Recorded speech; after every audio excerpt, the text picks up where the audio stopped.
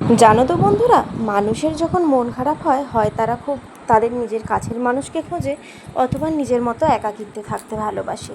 এই সিদ্ধান্তটা সম্পূর্ণ তার নিজের এবং তার পরিস্থিতির উপর নির্ভর করে।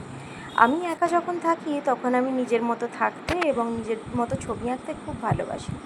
আমি আজকে গিয়েছিলাম আমার বাড়িতে, মানে আমার আরেকটা বাড়িতে আমি গিয়েছিলাম।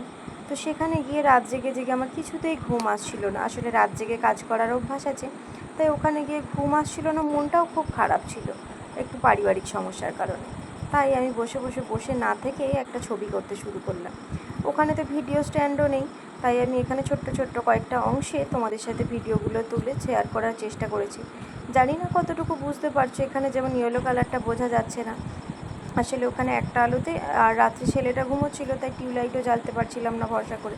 কোনো ক্রমে আমি এই কাজটা ভিডিও করেছি এবং সেটাই তোমাদের সাথে শেয়ার করলাম। তোমাদের যাদের আমার ভিডিওগুলো দেখতে ভালো লাগে তারা প্লিজ একটুখানি কমেন্ট করে পাশে থেকো। আর যারা যারা ইউটিউব থেকে আমার ভিডিওগুলো দেখো তারা প্লিজ একটুখানি সাবস্ক্রাইব করে দিও চ্যানেলটাকে। জানো তো, তোমাদের সাপোর্ট ছাড়া আমরা ছোট্ট ছোট্ট ইউজাররা কখনোই এগোতে পারবো না। এই দেখো ভিডিওটার ফাইনাল লুক আমি তোমাদের সাথে শেয়ার করে দিলাম।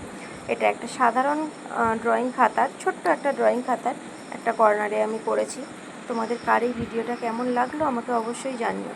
আর পারলে একটুখানি সাবস্ক্রাইব করো আর একটুখানি কমেন্ট করে অবশ্যই আমার পাশে থেকো। Bye bye.